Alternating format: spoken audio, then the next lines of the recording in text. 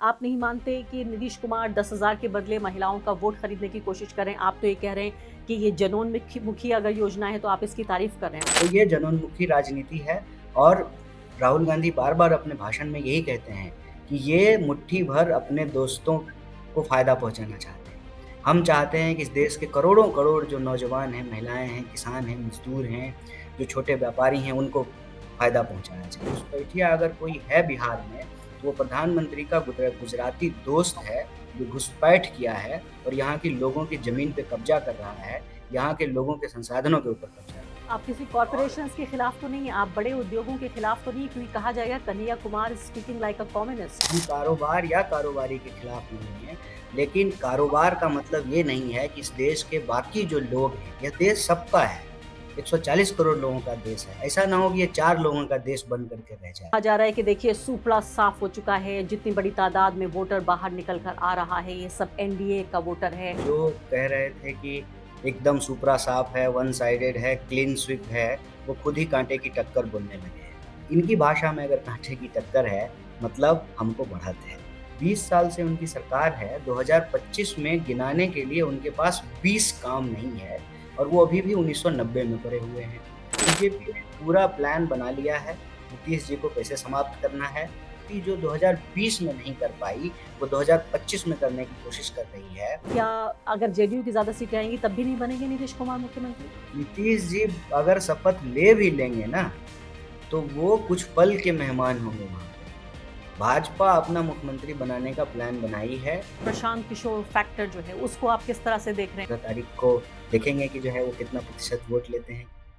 नमस्कार, इस खास कार्यक्रम में आपका स्वागत है। मैं हूं आरफा खानम शेरवानी। बिहार के चुनाव का पहला फेज गुजर गया है, आधा चुनाव हो गया है, लेकिन देखने में ऐसा लग रहा है कि चुनाव अभी शुरू ही नहीं हुआ है। क्या वजह है कि उत्साह की कमी है, ये भी हम जानने की कोशिश करेंगे। और पहले चरण के चुनाव के बाद दोनों जो पॉलिटिकल गठबंधन है, यानी कि इंडिया और साथ ही एनडीए, वो कहाँ नजर आ रहे हैं? ये बेहद नाजुक, बेहद क्रूशियल चुनाव है बिहार का, क्योंकि उसके बाद जिन राज्यों में चुनाव होने, चाहे वो असम हो या पश्चिम बंगाल हो, और उसके बाद जिस तरह का पूरा राजनीतिक विमर्श उभरेगा देश में, उसके लिहाज से बेहद महत्वपूर्ण है। इसी मुद्दे पर बातचीत करने के लिए बेहद खास मेहमान हमारे साथ कन्हैया कुमार मौजूद है। बड़ी मुश्किलों के साथ, बड़ा जतन करके उनके साथ हमने कनेक्ट किया है, इंटरनेट के जरिए हमारे साथ वो जुड़ रहे हैं। बिहार में इस वक्त यात्राएं कर रहे हैं और जाहिर है वो स्टार कैंपेनर हैं। इस तरफ देखें तो नरेंद्र मोदी और उस तरफ तेजस्वी यादव, राहुल गांधी के बाद कन्हैया कुमार, ये तीनों ऐसे चेहरे हैं जो बिहार के सबसे लोकप्रिय चेहरे हैं। कन्हैया, इस वक्त आप कहाँ हैं पहली बात, और बहुत बहुत शुक्रिया कि आपने इस चुनावी कैंपेन के बीच हमें वक्त दिया। सबसे पहले तो आरफा जी आपका और आपके सभी दर्शकों का नमस्कार, आदाब और गुड इवनिंग कह सकते हैं, क्योंकि कल का जो पहले फेज का मतदान था, हम समझते हैं कि इसमें हमारे लिए बहुत अच्छे संकेत हैं। तो आप सबका बहुत-बहुत शुक्रिया, आपका बहुत-बहुत स्वागत। और मैं पटने की तरफ जा रहा हूँ और कल जो है हमारे पास कल का पूरा दिन है और परसों का 5 बजे तक का समय है, जिसमें दूसरे फ़ेज़ के मतदान का चुनाव जो है उसका प्रचार का आखिरी दिन है। उसमें जो है प्रचार करेंगे अपने प्रत्याशियों के लिए, महागठबंधन के प्रत्याशियों के लिए। तो रास्ते में जो है किसी जुगाड़ से जो है आपसे बातचीत करने की कोशिश की गई है। बार-बार कनेक्शन जो है वो अनस्टेबल हो रहा था और मुझे ये जो जद्दोजहद करनी पड़ी है, तो प्रधानमंत्री जी का वो भाषण याद आ रहा था जिसमें वो कह रहे थे कि डेटा फ्री हो गया है, अब आप रील बना सकते हैं और आप रील बना कर के जो है कमाई कर सकते हैं। तो एक तो जो है इसमें प्रधानमंत्री का और सरकार का कोई योगदान नहीं है और दूसरा ये कि दूसरे के योगदान को अपना महान काम बता देना इनकी पुरानी आदत है। लेकिन हकीकत जो है अभी भी इससे थोड़ी अलग है। ये बड़े आश्चर्य की बात है जब 5G आ गया है और लगातार इंटरनेट यूज़र बढ़ रहे हैं, लेकिन आज भी गाँव में, देहातों में कनेक्शन का बहुत प्रॉब्लम होता है। मोबाइल चार्ज करने में लोगों को दिक्कत होती है और डेटा लोग कंज़्यूम कर रहे हैं, लेकिन उस डेटा इंडस्ट्री से लोगों को कितना फ़ायदा होगा, ये आज भी देखने और समझने की ज़रूरत है। बिल्कुल, आप सही कह रहे हैं और ग्राउंड पर जब मैं गई अभी 1-2 दिन पहले ही वापस आई हूँ बिहार में 1 हफ्ता गुज़ारने के बाद, तो मैंने साफ़ तौर पर यही देखा कि न सिर्फ़ कि इंटरनेट बल्कि कहीं-कहीं बिजली तक की प्रॉब्लम है कि इलेक्ट्रिसिटी भी नहीं आती है। मुझे तो लग रहा था कि आप खाली समय में बहुत ज़्यादा 5G का इस्तेमाल करते होंगे, डेटा का और रीलें बना रहे हैं, लेकिन आप सही कह रहे हैं कि अगर ज़मीन पे जाएँ तो ये बात सही साबित होती है। मुझे कन्हैया ये बताइए पहला फ़ेज़ का जो पूरा चुनाव है, उसमें जिस तरह से तमाम तरह की मीडिया रिपोर्ट्स आ रही हैं, चाहे हम टेलीविज़न अभी आप ये ऑन कर लें या अखबारों को हम निकाल के देखें, सब जगह कहा जा रहा है कि देखिए सूपड़ा साफ हो चुका है, जितनी बड़ी तादाद में वोटर बाहर निकल कर आ रहा है, ये सब एनडीए का वोटर है, ये वही वोटर है जो विकास का रथ रुकने नहीं देना चाहता। लेकिन मैं अगर आपको बताऊँ मैंने पिछले कम से कम 3 चुनाव ऐसे हैं विधानसभा के जो कवर किए हैं बिहार के और तमाम जो पिछले 5 लोकसभा चुनाव हैं, उनमें हमेशा बिहार जाती रही हूँ। पिछले लोकसभा चुनाव में तेजस्वी यादव को लेकर जिस तरह का एक क्रेज़ दिख रहा था, जो आकर्षण और दीवानगी की हद दिख रही थी, ये मुझे इस बार कम नज़र आया। लेकिन मैं यहाँ साथ-साथ ये भी कहना चाहती हूँ कि ऐसा नहीं है कि इस उत्साह की कमी मुझे यहाँ दिख रही थी और उधर नीतीश कुमार या नरेंद्र मोदी के लिए ज़्यादा उत्साह दिख रहा था। लेकिन क्यों तेजस्वी यादव के लिए इस बार ख़ासकर चूँकि आप उस दल से आते हैं, इसलिए मुझे ये बताइए कि क्यों आपको कमी दिख रही है ख़ासकर उनके लिए? इसमें 3 महत्वपूर्ण बात है। पहला तो ये कि वाक़ई ये चुनाव कई मायनों में पिछले कई चुनावों से अलग है। अलग इस तरह से है कि हम ये स्वीकार करते हैं कि हमारी तरफ से भी और एनडीए की तरफ से भी कोई state wise single single point narrative जो है, वो नहीं है और ऐसा नहीं होने के चलते, ये चुनाव स्टेट लेवल पे कम और सीट वाइज़ ज़्यादा हो गया है। दूसरा कि सही बात है वोटर साइलेंट हैं और ये बड़ा अप्रत्याशित है, क्योंकि बिहारी वोटर हमेशा वोकल होते हैं, एग्रेसिव होते हैं, अपनी पॉलिटिकल ओपिनियन को वो एक्सप्रेस करते हैं। आप कहीं भी चौक-चौराहे, किसी चर्चा में, दफ्तर, स्कूल, कॉलेज कहीं भी जाएँ तो आपको बिहार के लोग राजनीतिक चर्चा में रुचि रखते हैं, बात करते हैं, अपना ओपिनियन एक्सप्रेस करते हैं। उसमें कहीं न कहीं कमी आई है। वोटर एक तरीके से साइलेंट है। और तीसरा ये कि यह जो पूरा दावा किया जा रहा है कि हमारे पक्ष में है या हमारे पक्ष में है, उसमें कुछ चीज़ें यहाँ हाइलाइट करने की ज़रूरत है। पॉइंट ए कि बिहार में मतदान जो बढ़ा हुआ प्रतिशत दिखाया जा रहा है, उस डेटा में एक गड़बड़ी है। गड़बड़ी ये है कि जो टोटल नंबर ऑफ वोट थे, वो एसआईआर के चलते कम हुए हैं और जब एसआईआर के चलते टोटल नंबर ऑफ वोट कम हुए हैं, तो जो कास्ट वोट हुआ है, जो वोट पड़े हैं, जो पिछले साल के इतना ही वोट है, लेकिन वो वोट परसेंटेज जो है अपने आप इंक्रीज़ कर जाएगा। इसको एक उदाहरण से समझिए कि 100 में से किसी को 60 नंबर आया, तो वो 60% है, लेकिन किसी को 70 में से 50 नंबर आया, तो वो 60% से ज़्यादा है। इसीलिए ये प्रतिशत जो है वो ज़्यादा दिख रहा है। पॉइंट बी कि यह जो कहा जा रहा है कि महिलाओं की संख्या बहुत बढ़ी है और महिला वोटर बहुत निकल कर के आए हैं। तो बिहार में महिलाएँ ज़्यादा वोट करती हैं क्योंकि पलायन के चलते अब गाँवों में और घरों में बिहार में बच्चे, बूढ़े और महिलाएँ ही बच गए हैं। क्योंकि पुरुष जो है ज़्यादातर संख्या में बाहर काम करने के लिए अपनी पढ़ाई, अपनी दवाई, अपनी कमाई के लिए जो है वो बिहार छोड़ कर के पलायन कर चुके हैं। सुरक्षा के अभाव में, सुरक्षा की चिंता में वो जो है बाहर निकलते हैं और बाहर संभावनाओं को तलाश करने की कोशिश करते हैं। पॉइंट सी कि लगातार जो है एनडीए की तरफ से एक ज़बरदस्ती का नैरेटिव बनाने का कोशिश किया जा रहा है। आप देखिए, उनके तमाम नेताओं के भाषण को सुनिए, तो वो ना 90 की ही बात कर रहे हैं। 20 साल से उनकी सरकार है, 2025 में गिनाने के लिए उनके पास 20 काम नहीं है और वो अभी भी 1990 में पड़े हुए हैं। प्रधानमंत्री से लेकर के, गृह मंत्री से लेकर के उनके सारे मंत्री और नेता जो हैं, वो नफ़रत की भाषा, समाज को बाँटने की भाषा, लोगों को आपस में लड़ाने की भाषा। गृह मंत्री ने कहा कि घुसपैठियों के खिलाफ एसआईआर हुआ है।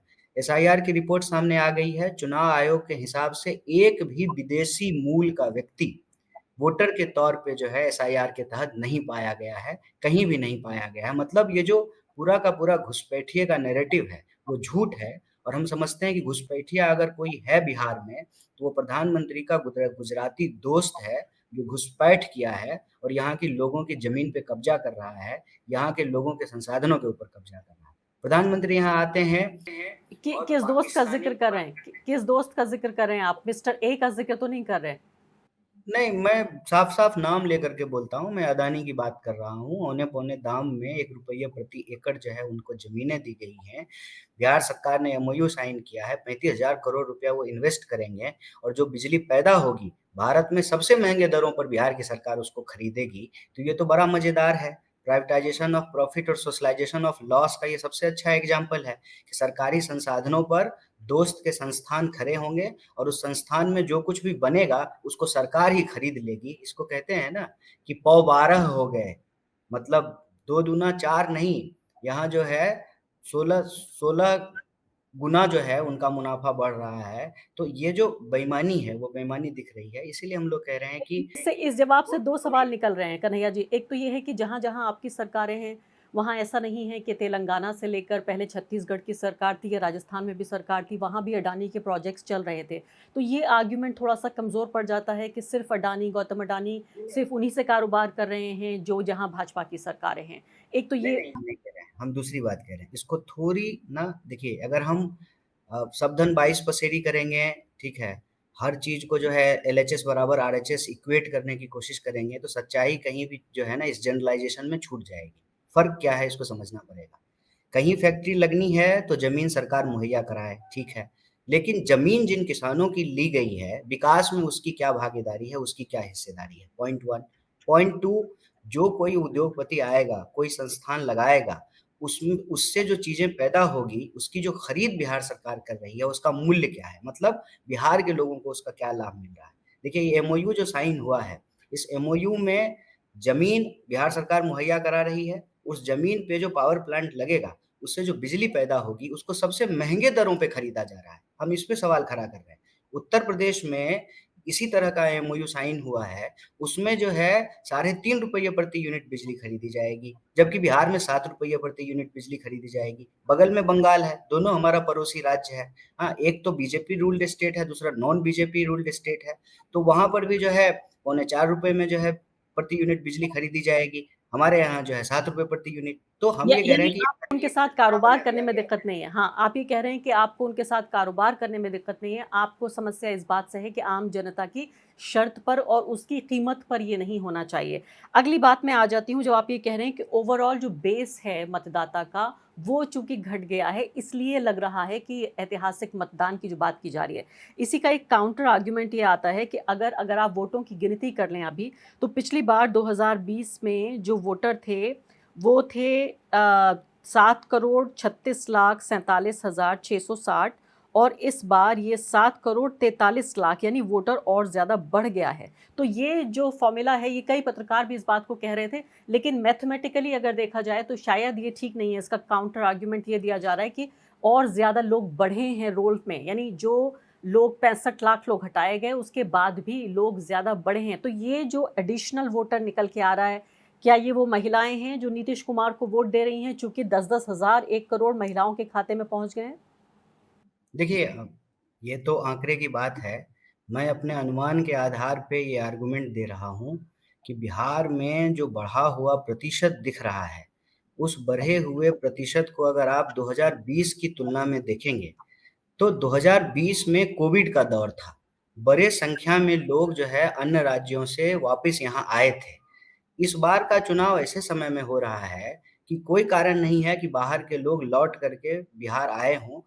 अभी छठ था, लेकिन छठ बीत चुका है। छठ 28 तारीख को हो चुका है। पहले चरण का मतदान 6 तारीख को है, दूसरे चरण का मतदान 11 तारीख को है। आप मुझे सोच करके बताइए कि जो मज़दूर वर्ग के लोग हैं, जो प्राइवेट नौकरियाँ करते हैं, गार्ड की नौकरी करते हैं, अ, शोरूम में काम करते हैं, मॉल में काम करते हैं, मेहनत मज़दूरी करते हैं, वो लोग इतना लंबा समय तक छुट्टी लेकर के वोट गिराने के लिए नहीं रुक सकते हैं। तो अगर ये प्रतिशत बढ़ा है, मेरे पास एग्ज़ैक्ट आंकड़ा नहीं है, मैं उसको अनुमान के आधार पे इस संबंध में 2 बात फिर से रिइटरेट कर रहा हूँ। एक तो ये हो सकता है कि ये जो लोगों की संख्या घटी है, तो जो टोटल कास्ट वोट हुआ है, उसमें परसेंटेज बढ़ गया होगा। दूसरा ये भी वजह हो सकता है कि ये जो बार-बार आर्गुमेंट लोग दे रहे हैं कि महिलाएँ ज़्यादा वोट कर रही हैं। महिलाएँ, बच्चे और बूढ़े ही गाँव में ज़्यादा बचे हैं। जहाँ तक बात है कि 10,000 का कितना असर है, मैं ये नहीं कह रहा हूँ कि किसी स्कीम का कोई असर नहीं होता है, लेकिन मुझे शंका इसलिए इस बात पे हो रही है कि जिस तरीके से इस एक बात को एक्ज़ैजरेट किया जा रहा है, ऐसा लग रहा है कि जैसे महिला ही एकमात्र आधार है वोटिंग का और वो ₹10,000 ही एकमात्र आधार है वोटिंग का। तो इतने सालों से जो बिहार को लेकर के स्टीरियोटाइपिंग किया गया है कि बिहार में कास्ट पे वोट होता है, रिलिजन पे वोट होता है, कास्ट के भीतर भी सब कास्ट पे वोट होता है, तो वो सारे मानदंड अचानक से गायब कैसे हो गए? मैं ये कहता हूँ कि भाजपा और एनडीए के पक्ष में एक जो है मतदाता समूह है और एक मतदाता समूह जो है भाजपा और एनडीए के खिलाफ है। तो अचानक से ₹10,000 देने से ये समूह जो है उनकी तरफ कैसे शिफ्ट कर गया? ये तो मैं एक उदाहरण से कहना चाहता हूँ कि ये तो वही हुँ। बात है जो भाजपा बोलती रही है कि 3 तलाक का कानून ले आने के बाद जो है अल्पसंख्यक महिलाएँ भी जो है भाजपा को वोट करने लगी। मुझे कुछ-कुछ उसी तरह के आर्गुमेंट जो है ना वो सुनने को मिल रहे हैं। कन्हैया जी, मैं हो एक गाँव में सकता है गई थी, आपके नज़दीक नहीं है, दरभंगा के एक गाँव में, और मेरे पास ज़ाहिर है ऐसा कोई रिसोर्स नहीं है कि मैं बहुत ज़्यादा जगह जा सकूँ, लेकिन एक गाँव का सैंपल आपको दे सकती हूँ मैं। दलित गाँव था ये। वहाँ मैं मान लेती हूँ कि अगर मैंने 10 महिलाओं से बातचीत की, तो उनमें से कम 2 महिलाओं को ज़रूर ये ₹10,000 मिले हैं। तो इसकी अब ये अगली जो स्थिति है, वो ये हो सकती है कि जो 8 महिलाएँ बची हैं, उनमें या तो वो इस बात की ख्वाहिशमंद हो सकती हैं कि भई हमें अभी 10 मिल गए, इनको 10 मिल गए, तो जब हम अब नीतीश कुमार को दोबारा ले आएँगे तो हमको भी 10-10 मिल जाएँगे। या इस बात से वो चिढ़ भी सकती हैं, नाराज़ भी हो सकती हैं कि इनको तो 10-10 हज़ार मिल गए, मुझे नहीं मिले, तो मैं नीतीश कुमार को वोट नहीं दूँगी। तो ये किस करवट बदलता है 10,000, ये तो अभी समय बताएगा, लेकिन इतना ज़रूर है कि जब मैंने उनसे बातचीत की, तो जब उन्होंने कहा कि हमारे पास तो तेजस्वी यादव के पैसे आए ही नहीं हैं, यानी ये जीविका दीदी का पूरा ज़िक्र हो रहा है, तो ज़ाहिर है जिसके पास सरकार है, उसके पास रिसोर्स है, वो पैसा सीधे भेज सकता है खाते में, तो आपको तो ये एक तरह का नुकसान होगा ही, क्योंकि पैसा आपके पास नहीं है और आपकी सरकार नहीं है। नहीं, देखिए जनता को पैसा पहुँच रहा है, किसी भी माध्यम से पहुँच रहा है, तो ये हमारी राजनीति की जीत है। जनोन्मुखी राजनीति, कल्याणकारी राज्य की अवधारणा, लोकतंत्र में लोगों के पॉकेट में पैसे पहुँचाना, ये लोकतांत्रिक राजनीति की जीत है, इसको हम अपने नुकसान के तौर पे नहीं देखते हैं, 1। रही बात जहाँ तक वोट प्राप्त करने की, ट्रांज़ैक्शनल रिलेशन जनता से बनाने का और बहुमत प्राप्त करने का, उस संबंध में मैं ये कह रहा हूँ कि ये जितना बड़ा फैक्टर है और जितना बड़ा फैक्टर इसको बना करके दिखाया जा रहा है, लार्जर देन लाइफ, उसमें मैं कुछ चीज़ें आपके सामने रखना बिल्कुल, पहला तो लेकिन ये साथ-साथ मेरे एक कि सवाल का पहले एक छोटा वाले हिस्सा, हाँ, मेरे सवाल का छोटा हिस्सा भी ले लीजिए, अपना जवाब भी दीजिए। वो ये है कि कई लोग इसको ये कहते हैं कि एक तरह की ये लीगल रिश्वत है। आप नहीं मानते कि नीतीश कुमार 10,000 के बदले महिलाओं का वोट खरीदने की कोशिश कर रहे हैं? आप तो ये कह रहे हैं कि ये जनोन्मुखी मुखी अगर योजना है, तो आप इसकी तारीफ़ कर रहे हैं। अपना जवाब भी दे दीजिए आप। देखिए जब 16 लाख करोड़ रुपया इस देश के मुट्ठी भर कॉर्पोरेट का माफ़ किया जा सकता है, वो जायज़ है, तो लोगों के खाते में कुछ रुपए पहुँचाना ये नाजायज़ कैसे है? अगर इस देश में प्रधानमंत्री के लिए 8,000 करोड़ का हवाई जहाज़ खरीदा जा सकता है, तो उसी 8,000 करोड़ के बजट से अगर छोटे व्यापारियों और उद्योगपतियों को कर्ज़ा दिया जाए और उनको व्यापार में मदद किया जाए, तो ये नाजायज़ कैसे है? अगर इस देश में नेताओं को, मंत्रियों को, विधायकों को पेंशन मिल सकता है, तो सिपाही की नौकरी करने वाले, नर्स की नौकरी करने वाले, आंगनवाड़ी की नौकरी करने वाली महिलाएँ और आशा बहू और जीविका दीदी और जो है टीचर, इनको जो है पेंशन क्यों नहीं मिलना चाहिए? ये तो जब चुन कर के आए थे, तो इनकी पहली कोशिश ये थी कि कल्याणकारी राज्य की अवधारणा को ही समाप्त कर दिया जाए। राज्य का काम इनके हिसाब से सिर्फ़ और सिर्फ़ कॉर्पोरेट के लिए लठैती करना है। कॉर्पोरेट लूट की लठैती करने के लिए ही सरकारें हैं। जबकि सरकार का काम यही है कि जो टैक्स का पैसा आप जनता से वसूलते हैं, उस टैक्स के पैसे का आप बजट कैसे बनाते हैं, उसको किस हेड्स में खर्च करते हैं, किस तरह की चीज़ें जो हैं आप लागू करते हैं। आपको मालूम होगा कि ये आए थे तो मनरेगा खत्म करना चाहते थे। बाद में राइट टू फूड का कानून जो यूपीए सरकार ने पास की, 5 किलो अनाज उसके तहत जब दिया जाने लगा, तो जो है अपनी पीठ थपथपाना शुरू कर दिए कि 80 करोड़ लोगों को हम अनाज दे रहे हैं। तो ये पॉलिसी अगर जनता को कुछ मिल रहा है, तो उसको क्रिटिसाइज़ हम लोग नहीं करते हैं। अगर ऐसा होता, तो हम कर्नाटक में जो है फ्री महिलाओं के लिए बस राइड के पक्षधर नहीं होते, दलितों के लिए जो है घर बनाने के पक्षधर नहीं होते, या ओल्ड पेंशन स्कीम लागू नहीं कर रहे होते, या बेरोज़गारी भत्ता बेरोज़गार नौजवानों की देने की वकालत नहीं कर रहे होते। तो ये जनोन्मुखी राजनीति है और राहुल गांधी बार-बार अपने भाषण में यही कहते हैं कि ये मुट्ठी भर अपने दोस्तों को फ़ायदा पहुँचाना चाहते हैं। हम चाहते हैं कि इस देश के करोड़ों करोड़ जो नौजवान हैं, महिलाएँ हैं, किसान हैं, मज़दूर हैं, जो छोटे व्यापारी हैं, उनको फ़ायदा पहुँचाया जाए। तो इन प्रिंसिपल इससे कोई दिक आप किसी कॉर्पोरेशंस के खिलाफ तो नहीं है, आप बड़े उद्योगों के खिलाफ तो नहीं है, क्योंकि कहा जाएगा Kanhaiya Kumar speaking like a communist. आप कांग्रेस पार्टी का हिस्सा बन गए, लेकिन कम्युनिस्टों की तरह बात कर रहे हैं कि बड़े कारोबार के हम खिलाफ हैं, ऐसा तो नहीं है? नहीं, हम कारोबार के खिलाफ नहीं हैं, हम कारोबारी के खिलाफ नहीं भी नहीं हैं। क्योंकि हम लोग जो है ना गांधीवादी विचार की अगर बात करें, तो कहते हैं कि अपराध से जो है ना दूरी बनानी चाहिए। अपराधी के अंदर भी जो है ना ठीक होने की, उसका जो है हृदय परिवर्तन होने की, उसको सही रास्ते पे आने की संभावना होती है। ये मानवीय पक्ष है। देखिए, एक इंसान के अंदर अच्छाई भी होती है, बुराई भी होती है।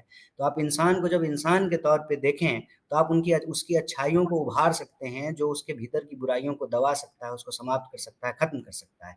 हम कारोबार या कारोबारी के खिलाफ नहीं हैं, लेकिन कारोबार का मतलब ये नहीं है कि इस देश के बाकी जो लोग हैं, यह देश सबका है।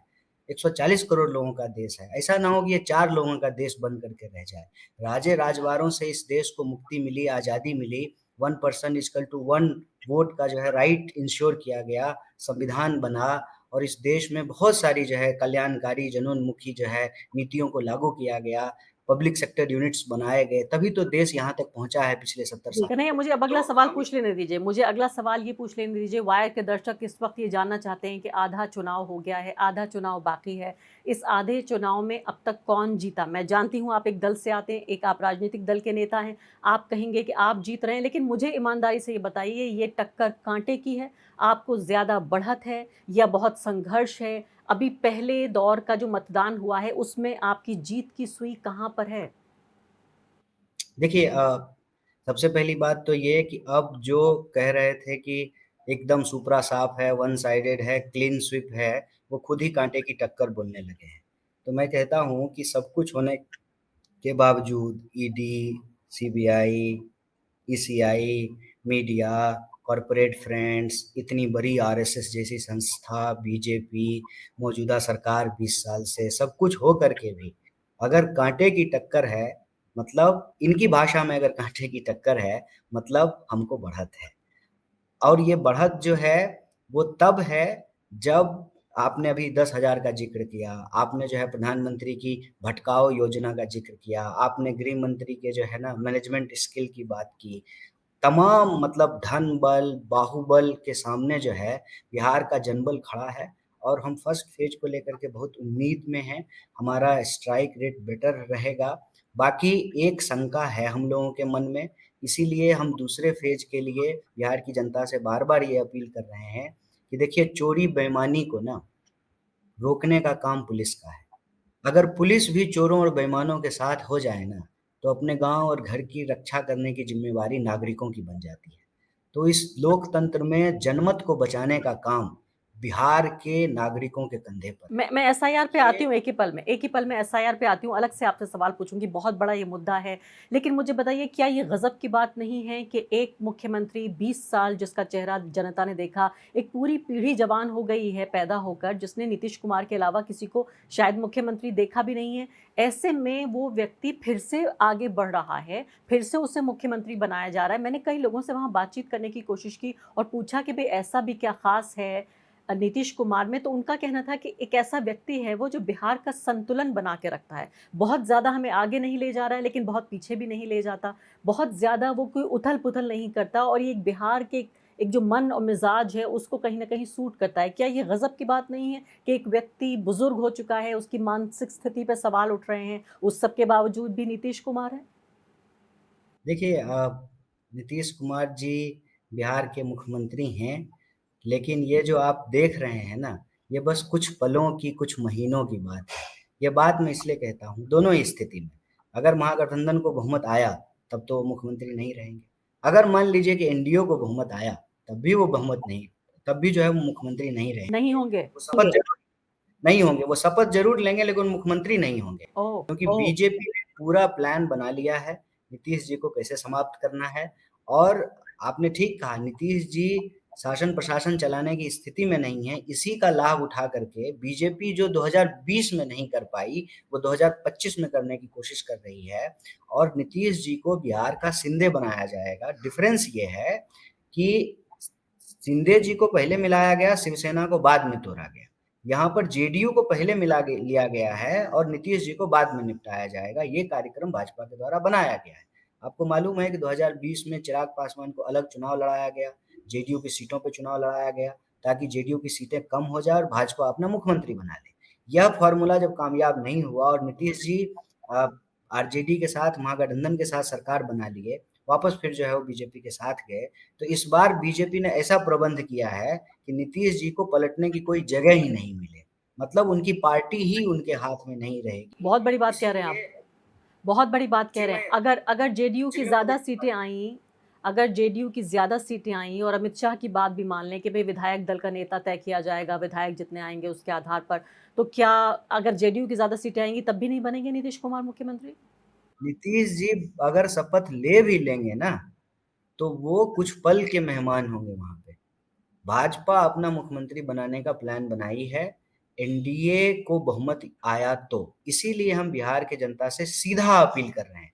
देखिए 10,000 इस जाति का वोट, उस जाति का वोट, ये समीकरण, वो समीकरण सब छोड़ करके बिहार की जनता से हमारा एक सीधा अपील है कि अगर आप मौजूदा एनडीए की सरकार से खुश हैं, तब तो कोई बात ही नहीं है, आप भूल जाइए। वैसे भी जो है कोई भी मुख्यमंत्री हो, कोई फर्क नहीं पड़ता है, सरकार तो जो है अमित शाह चलाएंगे। तो तब तो आपके पास एनडीए का ऑप्शन है। लेकिन अगर आप सरकार से नाराज हैं, आप पेपर लीक से दुखी हैं, आप जमीन चोरी से दुखी हैं, आप बेरोजगारी से परेशान हैं, आप पलायन से दुखी हैं, आप महिला सुरक्षा को लेकर के चिंतित हैं, किसानों, मजदूरों, नौजवानों के जो सवाल हैं उससे अगर आप प्रभावित हैं, तो आपके सामने बदलाव का एक विकल्प है और वो विकल्प महागठबंधन का है।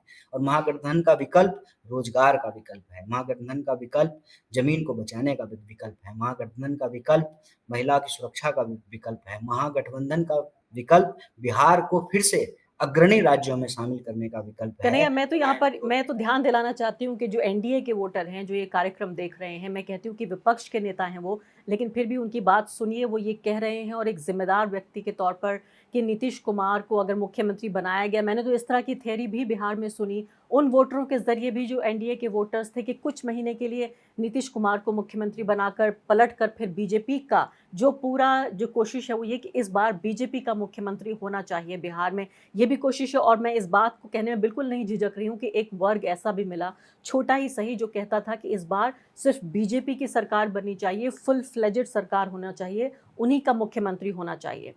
अब मैं आ जाती हूँ एसआईआर की बात पर। ये बिना नीतीश कुमार के बीजेपी कर नहीं सकती, ये संभव नहीं है। अच्छा, इसीलिए वो नीतीश जी का इस्तेमाल कर रहे हैं, उनके चेहरे का इस्तेमाल कर रहे हैं। इस्तेमाल हो रहा है नीतीश कुमार का। हालाँकि फिर भी देखिए रैलियों में प्रधानमंत्री की नीतीश कुमार नहीं दिख रहे हैं। ये भी बड़ी अचंभे की बात भी है और नहीं भी है कि पिछले चुनाव में हमने देखा था, लोकसभा चुनाव में भी हर जगह, जगह-जगह जा रहे थे नीतीश कुमार प्राइम मिनिस्टर मोदी के साथ, लेकिन इस बार वो नहीं दिख रहे हैं। अब मुझे ये बताइए, आप एसआईआर के साए में, ये उसके काले साए में ये एक चुनाव हो रहा है। राहुल गांधी ने तय किया कि चुनाव के पोलिंग से ठीक पहले, मतदान से ठीक पहले वो इन्होंने एक और जो कह रहे हैं कि हाइड्रोजन बम वो गिरा दिया।